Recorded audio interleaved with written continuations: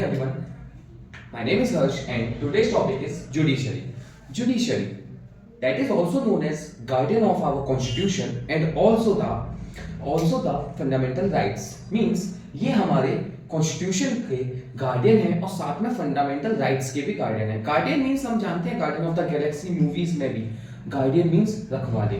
तो जुडिशरी में आज हम पढ़ने वाले हैं कोर्ट्स के बारे में. साथ ही साथ हम ये भी पढ़ेंगे कि कौन सी हायर कोर्ट्स हैं, कौन सी लोअर कोर्ट्स हैं और उनके क्या क्या फंक्शन है, उनके पास क्या क्या पावर है और जजेस बनने के लिए हमारे पास कौन कौन सी चीजें होनी चाहिए.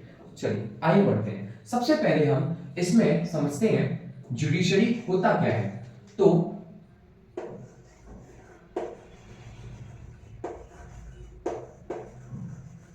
Guardian of our Constitution.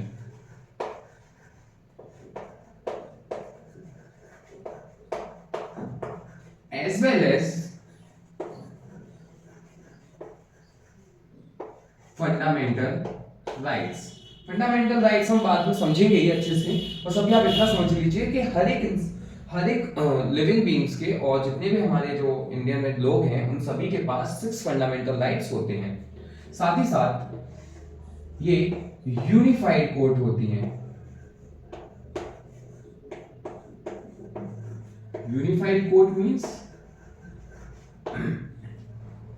यानी कि हर एक कोर्ट के लिए आपके पास अलग अलग पनिशमेंट या अलग अलग डिसीजन नहीं होगा. आप कोई भी गलत काम आप यहां करते हो तो आपको वही पनिशमेंट जो इस स्टेट में मिलेगी वही पनिशमेंट आपको दूसरे स्टेट में भी मिलेगी. सेकेंड हम जो इसका नेक्स्ट वाला जो हम पढ़ने वाले हैं guardian of our constitution as well as fundamental rights, unified court and provide justice.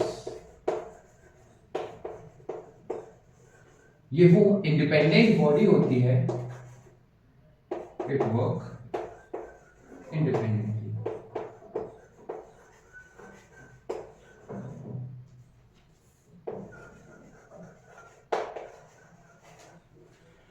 ये वो इंडिपेंडेंट बॉडी होती है जो हमें जस्टिस भी प्रोवाइड करती है. तो आइए अब हम इसके बारे में नेक्स्ट हम पढ़ने वाले हैं कि इसके कितने सारे टाइप्स हैं, मतलब कोर्ट्स के बारे में. सो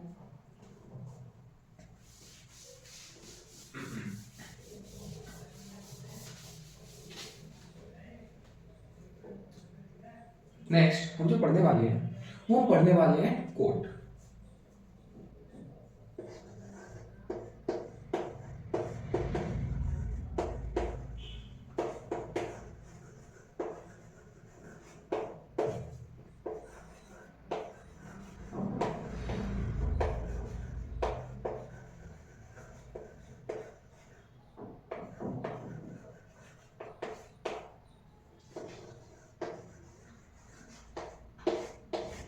कोर्ट वो प्लेस है जहां पे हमें न्याय मिलता है. सो इसको हम ऐसे एक स्टोरी से समझते हैं. मेरा एक फ्रेंड था अर्जुन, था नहीं है भी मतलब. तो क्या था कि वो जा रहा था रास्ते में, वहीं दीदी जो थी वो न्यू एक्टिवा चलाना सीखी.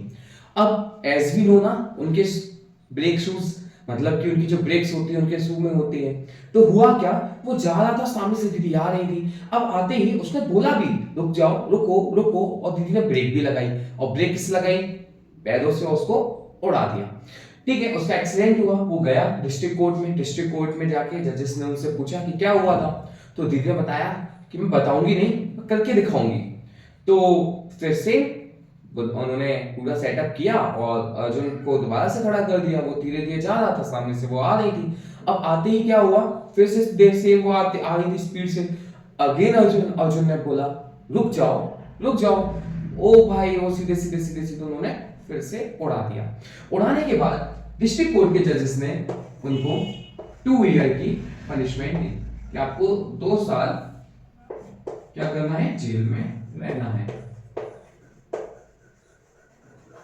बट जो दीदी थी वो सेटिस्फाई नहीं थी. तो उन्होंने क्या किया, उन्होंने अब इससे हायर कोर्ट में जाके अपील की. अपील हम तब कर सकते हैं जब हम किस कोर्ट के दिए हुए फैसले से सेटिस्फाई ना हो. तो अब यहां से हायर कोर्ट पे पहुंची, जो सेकंड था हाई कोर्ट,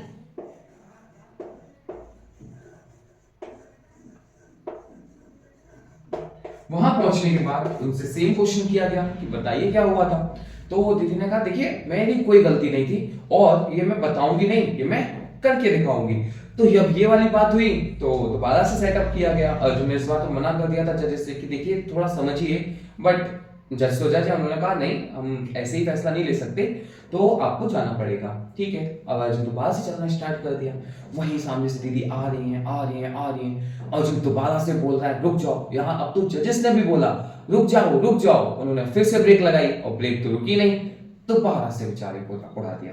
तो जब दोबारा से उड़ाया तो डिस्ट्रिक्ट कोर्ट ने बोला कि आपको 2 साल की सजा दी, बट हायर कोर्ट ने बोला गलत बात है, आपको 2 साल नहीं, आपको तो कम से कम 5 साल की सजा होनी चाहिए। तो उन्होंने 5 ईयर की पनिशमेंट दी है, imprisonment 5 year in.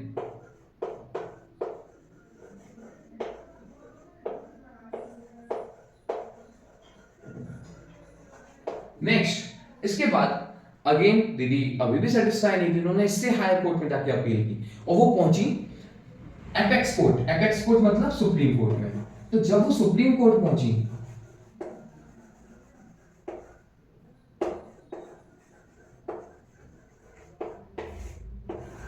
Supreme court पहुंचने के बाद उन्होंने सेम क्वेश्चन किया कि बताइए क्या हुआ था। तो उन्होंने कहा देखिए आप एपेक्स कोर्ट हैं और आपसे मुझे ज्यादा एक्सपेक्टेशन है। लास्ट के दोनों कोर्ट ने मुझे उतना सेटिस्फाई नहीं किया, उन्होंने तो मुझे समझा ही नहीं। तो सुप्रीम कोर्ट के जजेस ने कहा कोई बात नहीं, हम आपको समझने वाले हैं, आप बताइए क्या हुआ था। तो लास्ट एज वी नो दीदी का क्या आंसर था कि मैं बताऊंगी नहीं, हाँ सही पकड़े हैं, करके दिखाऊंगी। तो उन्होंने क्या किया, सेम एक और सेटअप कर लिया। इस बार मेरे भाई के पहले से एक पैर टूटा हुआ था, उसने बोला भी था कि अब जज साहब थोड़ा सा ध्यान रखिए, लेकिन नहीं वो मानी नहीं। उन्होंने कहा ठीक है हम करते हैं, और चीजें आगे की तरफ स्टार्ट हुई। दोबारा से सेटअप किया गया। इस बार सभी सारे कोर्ट यानी कि हमारे सुप्रीम कोर्ट के जो जजेस थे वो भी थे। धीरे धीरे धीरे धीरे एक्टिवा आगे आई और अर्जुन का जो बीपी था वो धीरे धीरे बढ़ रहा था और उसने बोला रुक जाओ रुक जाओ। इस बार जो दीदी ने उड़ाया बेचारे के दोनों पैर तो गए।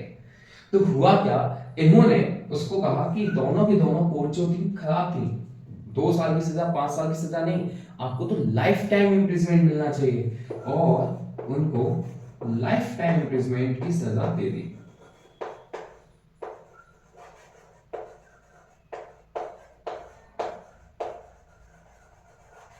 तो जब लाइफ टाइम इम्प्रिजमेंट मिला, अब इससे 3 क्वेश्चंस बनते हैं। पहला क्वेश्चन कि क्या इस वाले कोर्ट से ऊपर वो जा सकती हैं? नहीं, क्योंकि ये हमारे इंडिया की एपेक्स कोर्ट होती है। एपेक्स मतलब सबसे ऊंची कोर्ट, जो एक ही है और न्यू दिल्ली में स्टेब्लिश है। कहां पे है? New Delhi. Second high court, ये हर एक स्टेट में होती है और अभी करंट में हमारे 25 हाई कोर्ट हैं, यानी कि कुछ स्टेट ऐसे भी हैं जिनके पास अभी खुद की हाई कोर्ट नहीं है। इसके बाद हम बात करते हैं डिस्ट्रिक्ट कोर्ट की, यानी सब ऑर्डिनेट कोर्ट की। इन दोनों कोर्ट के अलावा एक और कोर्ट होती है जिसे हम सब ऑर्डिनेट कोर्ट या डिस्ट्रिक्ट कोर्ट कहते हैं। ये हर एक डिस्ट्रिक्ट में होती है मोस्टली, और अभी 743 डिस्ट्रिक्ट कोर्ट हैं। तो इन चीजों को समझने के बाद हमने कुछ चीजें समझी कि पहला, डिस्ट्रिक्ट कोर्ट के द्वारा लिया हुआ फैसला यानी डिसीजन को हाई कोर्ट चेंज कर सकता है, और हाई कोर्ट के लिए वो डिसीजन को सुप्रीम कोर्ट चेंज कर सकता है। लेकिन अगर कोई फैसला सुप्रीम कोर्ट ने ले लिया तो ये दोनों के दोनों कोर्ट उसको चेंज नहीं कर सकती। अब हम समझते हैं कि हम सुप्रीम कोर्ट का जज बनने के लिए या सुप्रीम कोर्ट के पास जज बनने के लिए कौन कौन सी क्वालिटी होती हैं, और साथ में सुप्रीम कोर्ट के पास कौन कौन सी पावर होती हैं। चलिए समझते हैं। नेक्स्ट,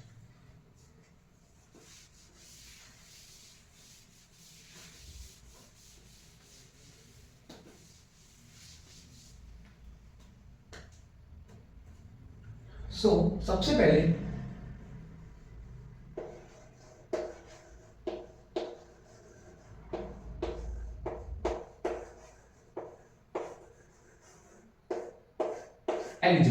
एलिजिबिलिटी मींस क्या क्या पावर होनी, क्या क्या एलिजिबिलिटी है, योग्यता क्या क्या होनी चाहिए जिसकी वजह से हम सुप्रीम कोर्ट के जज बन सकते हैं। तो सबसे पहले एलिजिबिलिटी होनी चाहिए must be a citizen, must be a citizen of India, यानी कि डोनाल्ड ट्रंप आके बोले कि हम बनना चाहता है, तो ऐसा नहीं हो सकता भाई, पहले आपको इंडिया का सिटीजन होना चाहिए। सेकंड,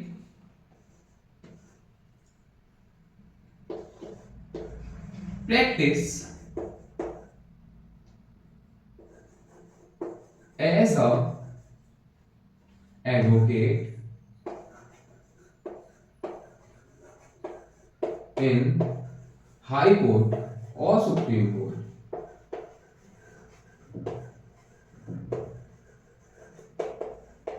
और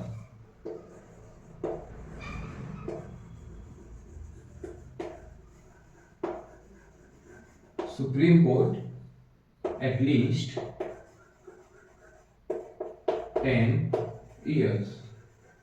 यानी आपको पहले प्रैक्टिस करनी होगी एज एडवोकेट, या तो आप हाई कोर्ट में या सुप्रीम कोर्ट में, कम से कम जब आप 10 साल तक प्रैक्टिस करोगे एडवोकेट के बेसिस पे, तब भी आप हमारे एलिजिबल हो सकते हो सुप्रीम कोर्ट के जज बनने के लिए। या फिर इसके अलावा या अगर आपके पास 10 साल नहीं है तो 5 year जज इन हाई कोर्ट, या हाई कोर्ट के जज बने रहें अप्रोक्स कितने साल के लिए, 5 साल के लिए। नेक्स्ट, ये सब होने के बाद एक बार आपको प्रेसिडेंट के द्वारा अपॉइंट कर लिया जाएगा। किसके द्वारा अपॉइंट किया जाएगा? सिर्फ प्रेसिडेंट के द्वारा। ठीक है, आपको याद रखना है कि सुप्रीम कोर्ट के जजेस की अपॉइंटमेंट सिर्फ और सिर्फ प्रेसिडेंट के द्वारा ही होती है, और एक बार अपॉइंट होने के बाद इनको रिमूव करने की पावर भी प्रेसिडेंट के पास नहीं होती। उसको रिमूव करने के लिए इम्पीचमेंट यानी कि महाभियोग की प्रक्रिया लगाई जाती है। ठीक है, तो आपको क्या याद रखना है, अपॉइंट किसके द्वारा किया जाता है इसको?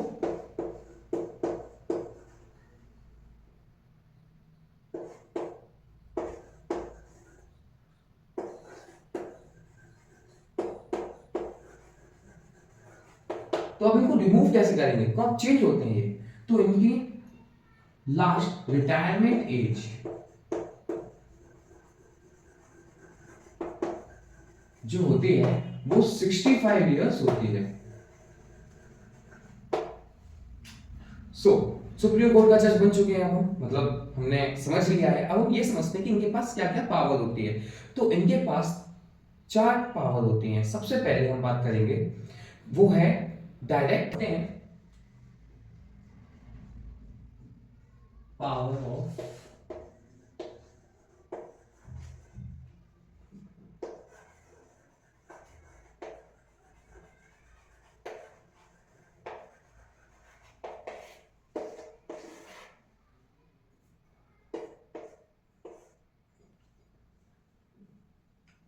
नेक्स्ट हम आगे बढ़ते हैं पावर ऑफ सुप्रीम कोर्ट। तो पावर ऑफ सुप्रीम कोर्ट हम अगर बात करें तो हमारे पास 4 टाइप्स की पावर होती है।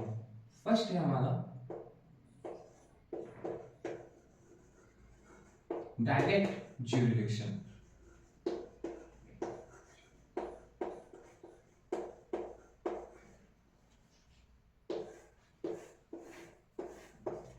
इसके पास 4 टाइप्स की पावर होती है। सबसे पहले फर्स्ट को पढ़ते हैं, direct jurisdiction.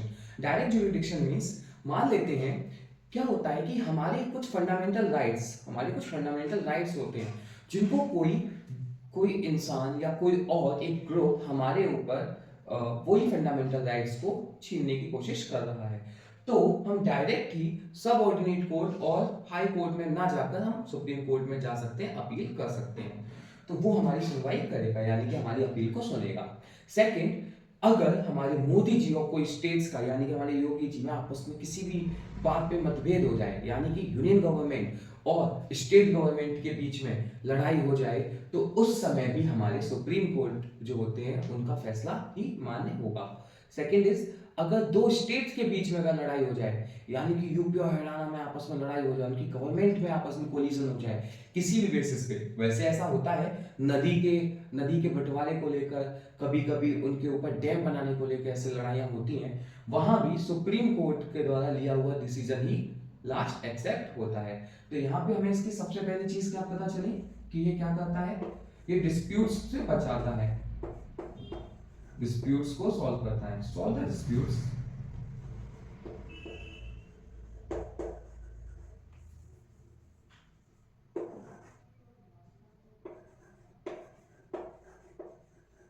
between union government and state government. Next, same, solve the dispute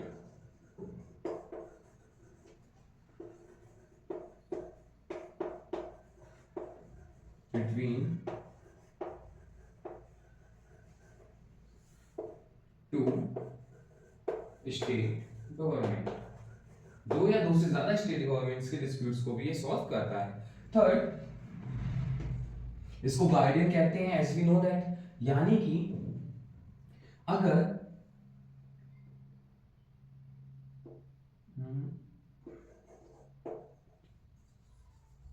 मैंने एग्जांपल देकर समझते हैं, ठीक है। मान लेते हैं हमारी यूनियन गवर्नमेंट कुछ ऐसा डिसीजन लेती है जिसकी वजह से हमारे बेसिक फंडामेंटल जो चीजें होती हैं, हमारे कॉन्स्टिट्यूशन की बेसिक जो स्ट्रक्चर है उसको अगर छेड़खानी करने की कोशिश की जाती है तो भी हमारी जो ये सुप्रीम कोर्ट है ये उस फैसले को रोक सकती है। इसीलिए इसे गार्डियन ऑफ द कॉन्स्टिट्यूशन कहा जाता है।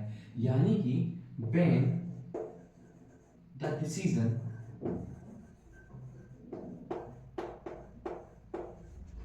of government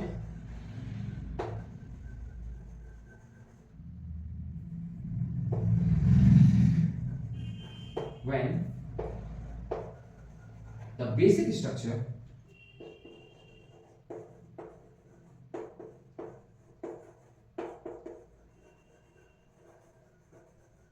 of constitution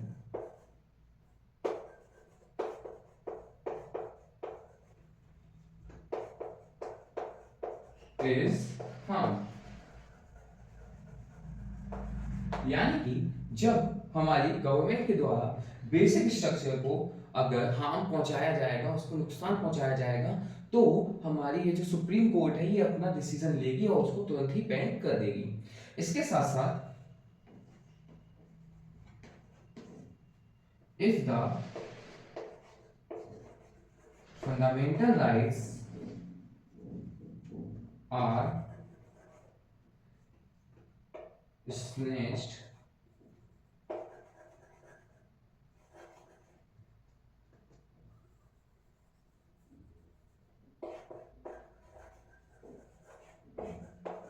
by anyone or a firm, we can appeal them।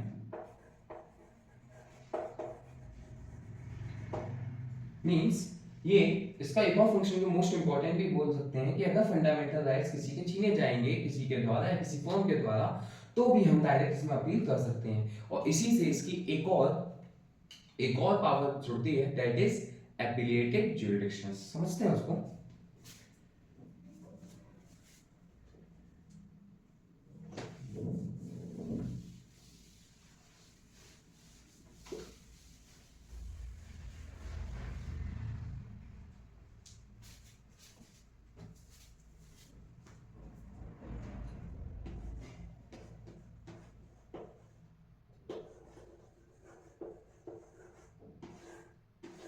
So appellate jurisdiction, appellate jurisdiction में सबसे पहले हमारी जो चीज आती है दैट इज कि we can appeal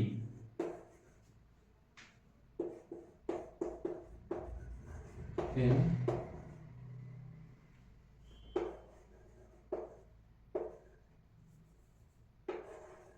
supreme court. Means हम यहाँ पे क्या कर सकते हैं, हम अपील कर सकते हैं। मैंने बताया था जैसे हमारी जो दीदी थी उनको हम कोर्ट का दिया हुआ फैसला अच्छा नहीं लगा तो उन्होंने क्या किया, अपने हायर कोर्ट में जाके अपील कर दिया।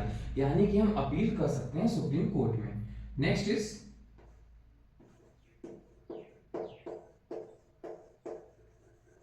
Revise the jurisdiction।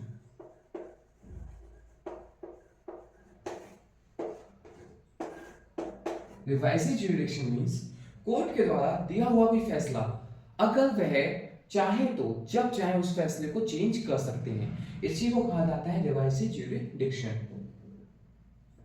They can change their decision.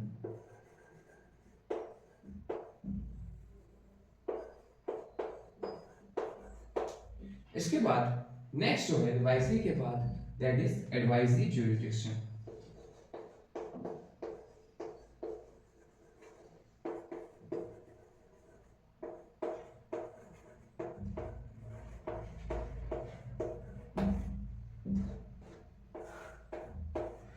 Advisory means president. As we know, president is the first head of our state. Means ही वही हमारे पूरे स्टेट का यानी कि इंडिया का फर्स्ट पर्सन होता है। तो अगर उसको किसी चीज़ की हेल्प चाहिए होती है तो वह एडवाइजरी के तौर पे हमारे सुप्रीम कोर्ट के जजेस को यानी कि सीजेआई को एज अ हेल्प ले सकता है। लेकिन एडवाइजरी मीन्स होता है कि वो सिर्फ एडवाइस कर सकते हैं। जो हमारे प्रेसिडेंट हैं वो उनकी बात को एक्सेप्ट करें या नहीं ये सिर्फ उनकी चॉइस होती है। तो as a adviser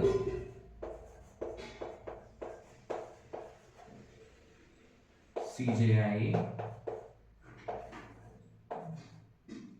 can help to a president।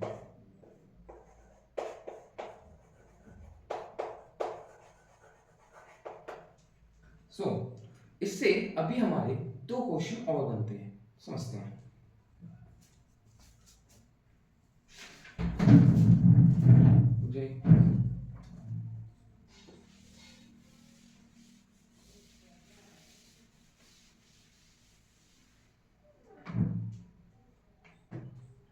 First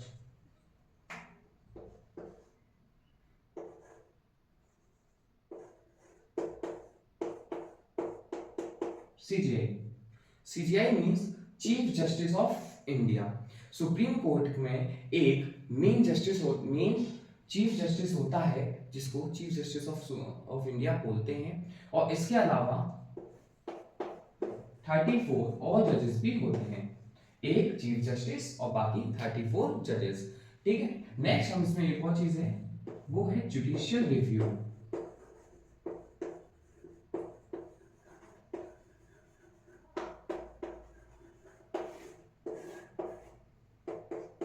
मान लीजिए किसी कोर्ट ने कोई फैसला लिया, हायर कोर्ट ने या फिर कि सबऑर्डिनेट कोर्ट में, और वो फैसला सुप्रीम कोर्ट ने कैसे भी उसको देखा और वह जब चाहे तब उस फैसले को चेंज कर सकते हैं या करवा सकते हैं। क्योंकि ये क्यों होता है? क्योंकि जुडिशियल रिव्यू एक ऐसा पॉइंट है जिसके थ्रू